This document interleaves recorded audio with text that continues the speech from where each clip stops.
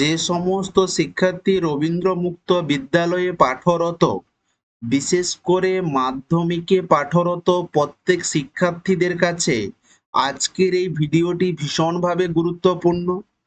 আজকের এই ভিডিওতে মূলত আলোচনা করব তোমাদের ফাইনাল পরীক্ষার আগে পরীক্ষার যে ফর্ম ফিল আপ করতে হয়, সেই পরীক্ষার ফর্ম ফিল আপ কবে থেকে শুরু এবং শেষ কবে, ফর্ম ফিল আপের জন্য কত টাকা প্রয়োজন, কারা ফর্ম ফিল আপ করতে পারবে, ফর্ম ফিল আপ না করলে কি অসুবিধায় পড়বে, এছাড়া তোমাদের যে প্রজেক্ট করতে হয় সে বিষয়ে বিস্তারিত আলোচনা করব।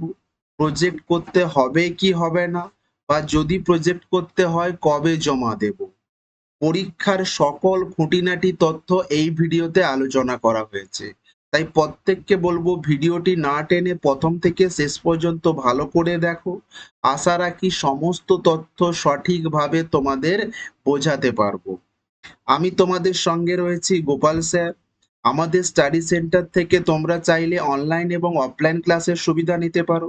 প্রয়োজনে তোমরা 80 থেকে 90% কমন যোগ্য নোটস ও সাজেশন নিয়ে বাড়িতে পড়াশোনা করতে পারো। নোট সাজেশন নেওয়ার পরে আমাদের ফ্রি গাইড অর্থাৎ ফ্রি হেল্পের সুবিধা রয়েছে। কোনো কিছু না বুঝতে পারলে সেগুলো অনলাইন ক্লাসের মাধ্যমে বুঝিয়ে দেওয়ার সুবিধা রয়েছে। অল ওভার ওয়েস্ট বেঙ্গল নোটসের কোনো ডেলিভারি চার্জ নেওয়া হয় না। এছাড়াও বিশদ কোনো কিছু জানার থাকলে কমেন্টে জানিও, অথবা আমাদের সঙ্গে যোগাযোগ করতে হলে এই নাম্বারে হোয়াটসঅ্যাপ করবে। তবে যোগাযোগের ক্ষেত্রে একমাত্র হোয়াটসঅ্যাপই গ্রহণযোগ্য।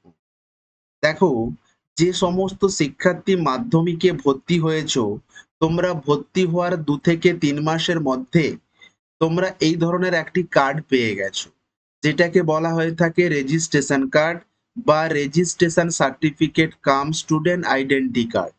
যারা এই কার্ড এখনো নাওনি তাদের উদ্দেশ্যে বলবো, এই কার্ড তোমার স্টাডি সেন্টার থেকে অবশ্যই সংগ্রহ করে নাও। এই কার্ডে তোমরা দেখতে পাবে এখানে তোমার স্টাডি সেন্টার যে স্কুলে ভর্তি হয়েছো তার নাম, স্টাডি সেন্টারের কোড, এখানে তোমার ছবি থাকবে, তোমার নাম থাকবে, এখানে তোমার গার্জেনের নাম থাকবে।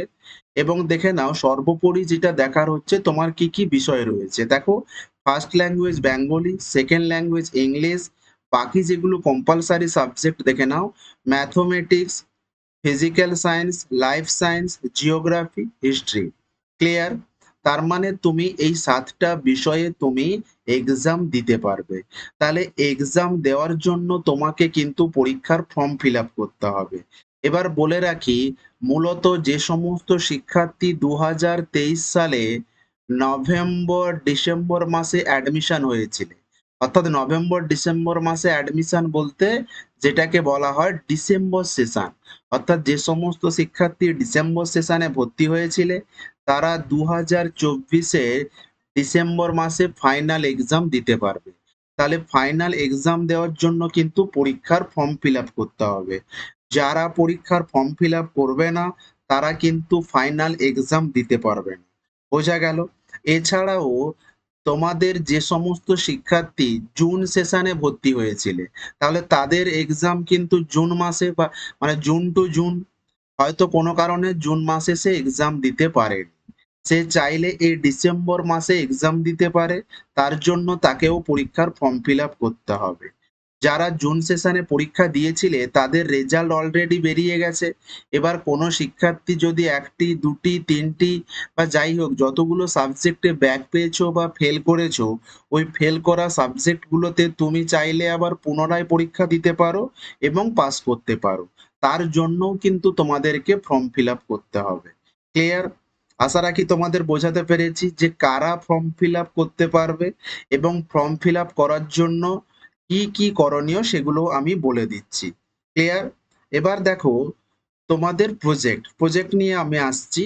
দেখো, তোমাদের ফর্ম ফিল আপের যে নোটিশটি এসেছে, এই নোটিশটি কিন্তু প্রত্যেকটি স্কুলের বা স্টাডি সেন্টারের কোঅর্ডিনেটরকে, কোনো স্টুডেন্টকে উদ্দেশ্য করে কিন্তু নয়।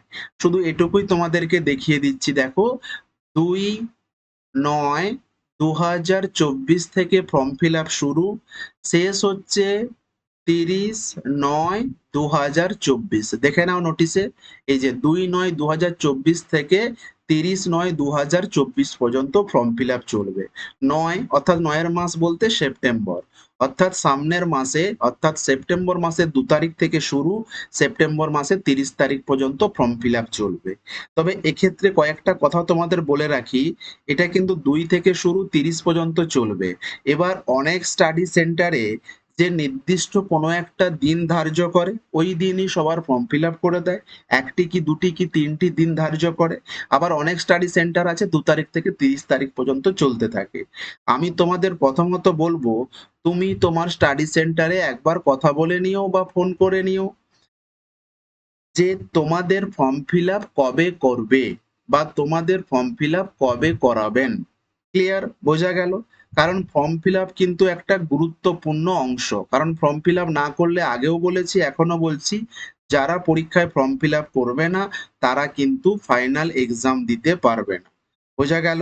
তাহলে এই দুটো ডেট মাথায় রাখো, 2 তারিখ থেকে শুরু, 30 তারিখে শেষ হচ্ছে। বোঝা গেল? এবার ফর্ম ফিল আপের জন্য কোনো তেমন ডকুমেন্টের প্রয়োজন নেই, যেহেতু তুমি তোমার স্টাডি সেন্টারে গেলেই হয়তো বুঝতে পেরে যাবে যে তোমার রেকর্ড ওখানে রয়েছে। আর যদি ডকুমেন্ট হিসেবে নিয়ে যাও তাহলে এই রেজিস্ট্রেশন কার্ডটি সঙ্গে নিয়ে যাবে। বোঝা গেল? না হলে তেমন কোনো বিশেষ কোনো ডকুমেন্টের প্রয়োজন নেই। এবার বলে রাখি খরচ কেমন। খরচ হচ্ছে সাবজেক্ট প্রতি 50 টাকা। তাহলে 7টা সাবজেক্ট, টোটাল তোমার খরচ হচ্ছে 350 টাকা। এবার এর সঙ্গে তোমার অ্যাড হবে একটা হচ্ছে স্কুল ফিস। এবার কোনো স্কুলে হয়তো 150 টাকা ফিস বা কোনো স্কুলে হয়তো 200 টাকা ফিস। এবার অনলাইনে পেমেন্ট করতে গেলে দেখা গেল হয়তো এর সঙ্গে প্রসেসিং ফি 100 হয়তো অ্যাড হলেও হতে পারে। ক্লিয়ার? তার মানে তুমি ধরে রাখো তোমার ফর্ম ফিল আপে খরচ হবে 500 থেকে 600 টাকা। ক্লিয়ার? কারোর যদি একটা সাবজেক্টে ব্যাক থাকে তাহলে 50 টাকা, এক্সট্রা হচ্ছে কি স্কুল ফিস। বোঝা গেল? যদি দুটো সাবজেক্টে ব্যাক থাকে তাহলে 100 টাকা, সঙ্গে স্কুল ফিস। 3টে সাবজেক্টে ব্যাক থাকলে 150 টাকা প্লাস স্কুল ফিস। বোঝা গেল? তাহলে এটুকুই ধরে রাখো, যারা 7টা সাবজেক্টে এক্সাম দিচ্ছ তাদের ফর্ম ফিল আপে খরচ হবে আনুমানিক 500 থেকে 600 টাকা। ক্লিয়ার?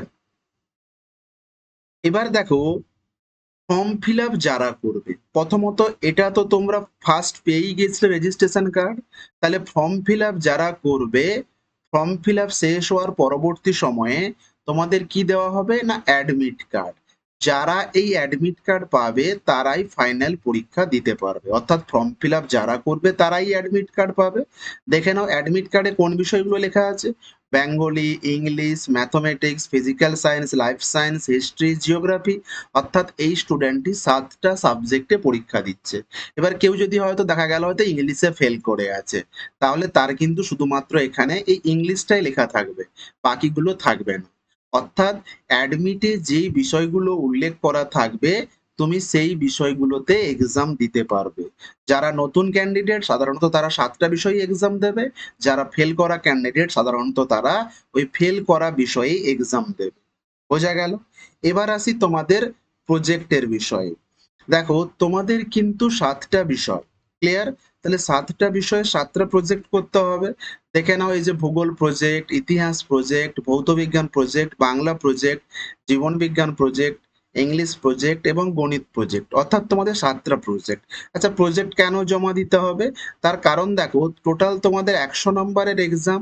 তার মধ্যে দেখো 90 নাম্বার তোমাকে রিটিন দিতে হবে, আর বাকি 10 নাম্বার কিন্তু তোমাদের হচ্ছে প্রজেক্ট। ক্লিয়ার? তাহলে প্রজেক্টের জন্য 7টা বিষয়ে 7টা প্রজেক্ট লিখে জমা দিতে হবে। এবার প্রজেক্টে কি লিখবে সমস্ত কিন্তু ভিডিও আকারে এই চ্যানেলে দেওয়া রয়েছে। তোমরা পারলে ভিডিওগুলো দেখে নাও, দিয়ে প্রজেক্টগুলো লিখে নাও। এবার তুমি যদি চাও তোমার স্টাডি সেন্টারের সঙ্গে কথা বলে প্রজেক্ট লিখবে, তাও তুমি লিখতে পারো। না হলে এখানে যে প্রজেক্টগুলো বলা আছে এটা সমস্ত স্টাডি সেন্টারের জন্যই কিন্তু গ্রহণযোগ্য। তুমি এখান থেকেও লিখে নিতে পারো, কোনো অসুবিধা নেই। এবার প্রশ্ন হচ্ছে, স্যার প্রজেক্টগুলো আমি জমা দেব কবে? প্রজেক্টগুলো জমা দেবে, এই যে ফর্ম ফিল আপের ডেট বলা হয়েছে মানে সেপ্টেম্বরের 2 তারিখ থেকে 30 তারিখ, তুমি যেদিনই ফর্ম ফিল আপ করতে যাবে সেদিনই প্রজেক্টগুলো সঙ্গে নিয়ে যাও, সেদিনই স্কুলে জমা করে দেবে। তার কারণ তোমাদের যখন ফর্ম ফিল আপে হয়, যখন ফর্ম ফিল আপ করা হয় তখন তোমাদের প্রজেক্টের নাম্বারগুলো কিন্তু বোর্ডকে পাঠাতে হয়। বোঝা গেল?